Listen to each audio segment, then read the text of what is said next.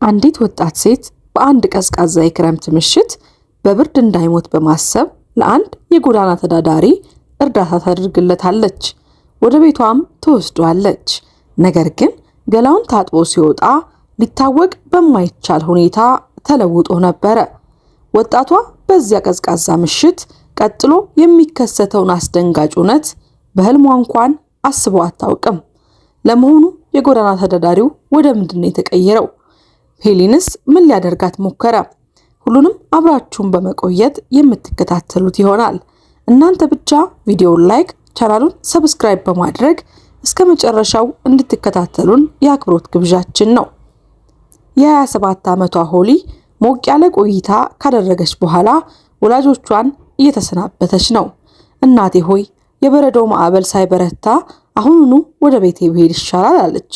መኪናዋ ጥገና ላይ ስለነበረ ሻንጣዋን በአንገቷ ላይ እየጠመጠመች በእግሯ መሄድ ስለነበረባት ሲሰናበቷት ሽማግሌ አባቷ የናፍቆት ስሜት በሚታይበት ድምፅ እንደዚህ ያሉ ምሽቶች የሆነ ነገር ያስታውሰናል አላት። ልጅቷም እንባ በዓይኗ እየሞላ በአባቷ ሐሳብ ተስማማች።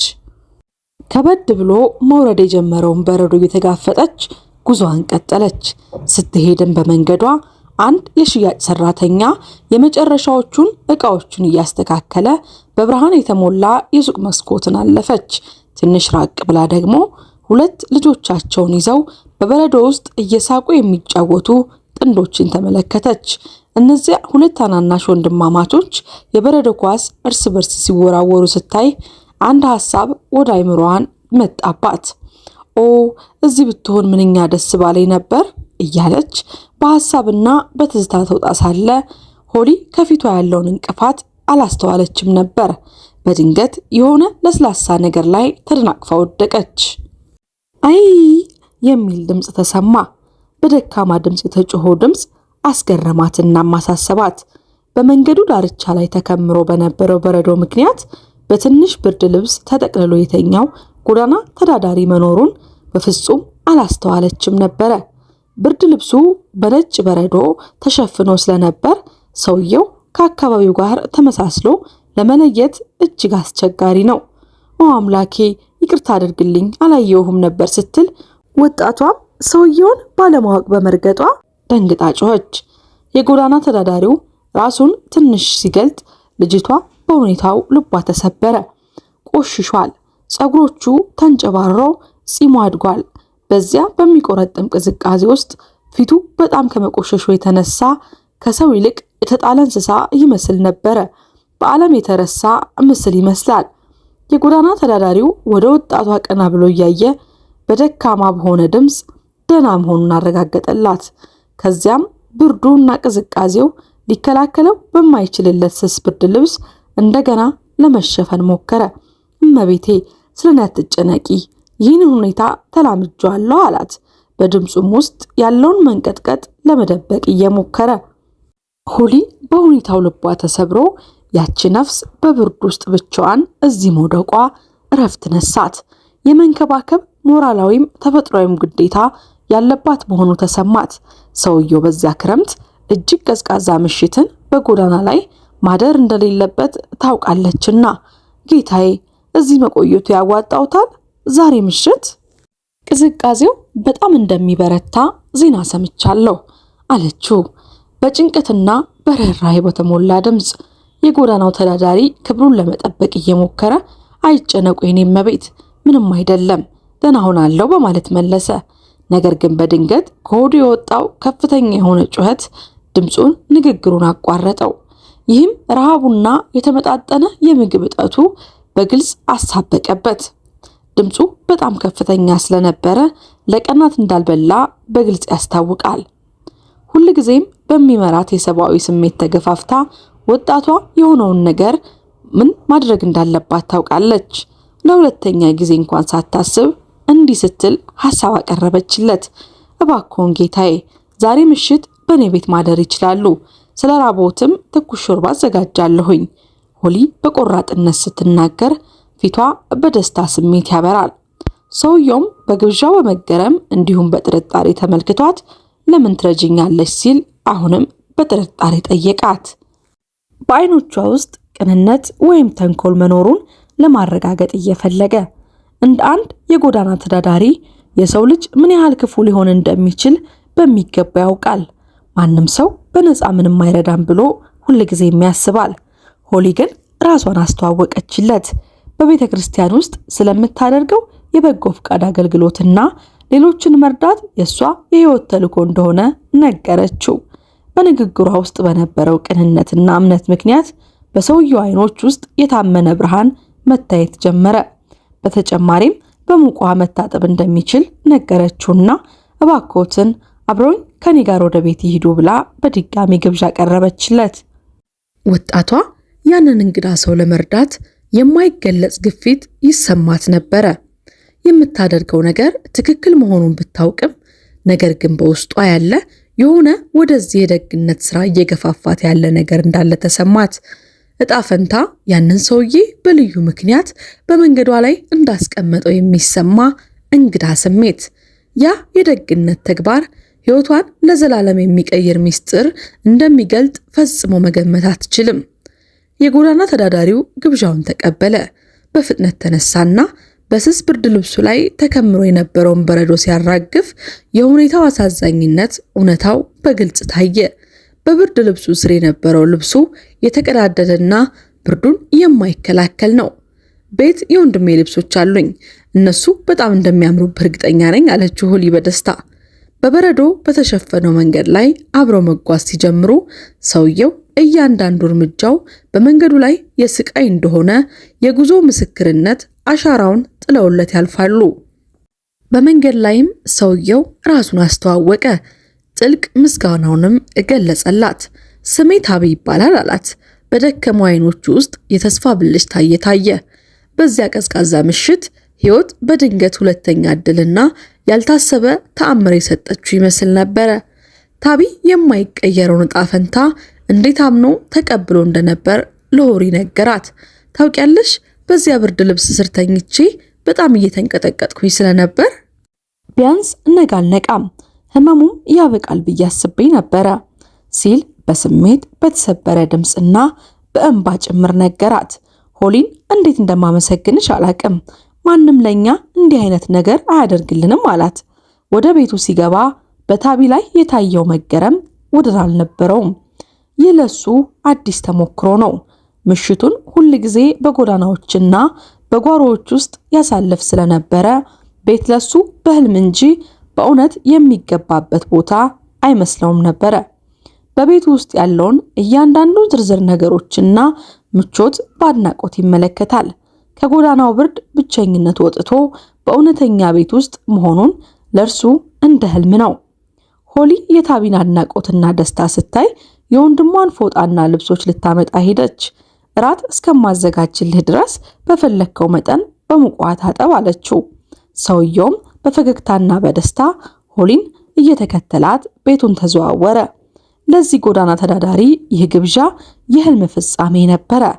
ለዓመታት ፊቱን ሸፍኖት የነበረውን ቆሻሻና ያልተስተካከለው ጢሙን ለማስወገድ መቻሉ ለሱ የማይታመን ህልም ነበረ። በደስታና በምስጋና ልብሶቹንና ፎጣዎቹን ተቀበለ። ታቢ ገላውን እየታጠበ ሳለ ሆሊ ወጥ ቤት ውስጥ ሾርባ ለማዘጋጀት ገባች። ለአንድ ሰው እንዲህ ባለ መንገድ ቀጥተኛ እርዳታ በማድረጓ በልቧ ውስጥ እውነተኛ ደስታ ተሰማት። ሾርባውን የሚወደው ይመስለኛል፣ ካሮት እንደሚወድም ተስፋ አደርጋለሁ እያለች አትክልቶቹን ትከታትፋለች። በመጨረሻም ጠረጴዛውን አዘጋጅታ ስትጨርስ የመታጠቢያ ቤቱ በር ሲከፈት ሰማች። ታቢ ሾርባው ደርሷል ብላ በደስታ ጮኸች።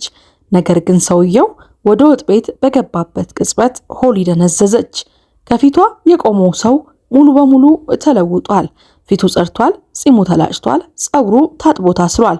እንዲሁም የመታጠቢያው ጥሩ መዓዛ ይሸታል። ታቢ አዲስ መስሎ ነበረ። ሆሊ በእውነት ላመሰግንሽ አልችልም፣ በሕይወቴ ከታጠብኳቸው ሁሉ ምርጡ መታጠቢያ ነው አለ በደስታ። ይሁን እንጂ ልጅቷ ከቆመችበት መንቀሳቀስ አልቻለችም። አይኖቿ ፈጠው በእንባ ተሞሉ። በታቢ ሎጥ መደንገጧ ልትዘረር ምንም አልቀረችም። ነገር ግን ሌላ ምክንያት ነበራት። ታቢ ግራ ተጋባ።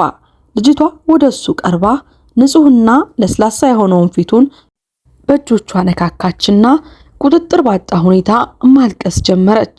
ኦ አምላኬ ካሜሮን አንተ ነህ? በሕይወት አለህ? እያለች ስቅስቅ ብላ እያለቀሰች አቀፈችው። የጎዳና ተዳዳሪው ታቢ አሁንም ግራ እንደተጋባ ነው። ነገር ግን በአይምሮው ውስጥ የትዝታ ማዕበል መመላለስ ጀመረ። የደበዘዙ ምስሎችና የተረሱ ስሜቶች ብቅ ማለት ጀመሩ።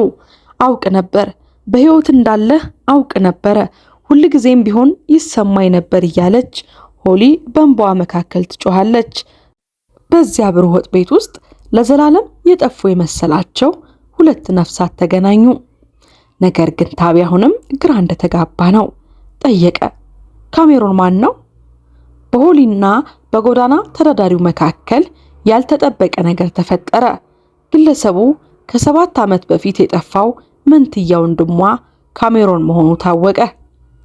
ይህ ታሪክ በ7 የስቃይና በሚስጥር የተሞሉ ዓመታት ነበሩ። በ20 ዓመታቸው የነርሲንግ ተማሪዎች እያሉ በክረምት ወቅት ለአንድ ጎሳ እርዳታ ለማድረስ በሄዱበት ወቅት አውቶቡሳቸው ላይ አሰቃቂ የመገልበጥ አደጋ ደረሰ። በወቅቱ ሹፌሩና ካሜሮን እንደሞቱ ተገምቶ ነበረ። ምክንያቱም የካሜሮን አስክሬን ፈጽሞ ሊገኝ አልቻለም።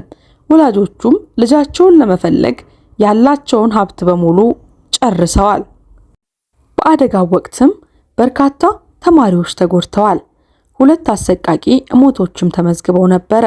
የአውቶቡሱ አሽከርካሪና ካሜሮን፣ ወይ ደግሞ ሁሉም ሰው እንደዛ ነበር የሚያስበው ሞተዋል ብሎ። አደጋው በደረሰበት ቅጽበት ካሜሮን በአውቶቡሱ መተላለፊያ ላይ ቆሞ ይጓዝ ስለነበረ በመስኮት ተወርሮ ወደ ውጭ ተፈናጠረ። የወጣቱ አስክሬን ፈጽሞ ሊገኝ አልቻለም። ይህም ቤተሰቡን ለከፍተኛ ስቃይ ዳረገ። የመንትዮቹ ወላጆች ቢያንስ የልጃቸውን አስክሬን አግኝተው በክብር ለመሰናበት በማሰብ ያላቸውን የገንዘብ አቅም ሁሉ አሟጠው መርማሪዎችን ቀጠሩ። ይህንን ለዓመታት ካደረጉ በኋላ ግን አንድ ቀን ተስፋ ቆረጡ። ልጃቸውን ዳግመኛ እንደማያዩት አምነው ተቀበሉ።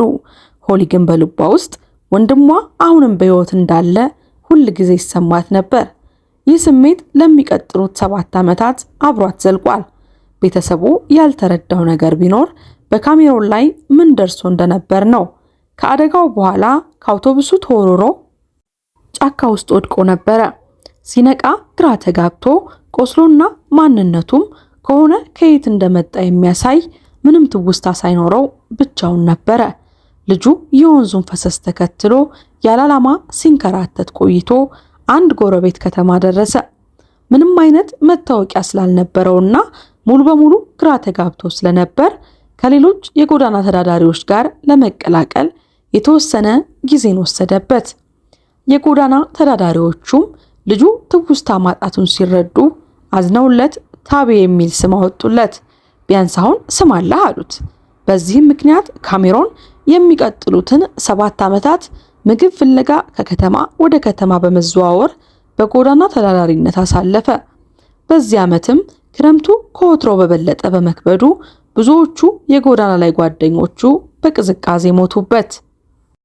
በየቀኑ ጠዋት ልቡ ይሸበር ነበረ። የሱም ጊዜ ከገመተው በላይ እንደሚመጣ ተረድቶት ነበረ። ታቢ በተለያዩ ከተሞች ከተዘዋወረ በኋላ በመጨረሻ ቤተሰቦቹ በሚኖሩበት ከተማ ደረሰ።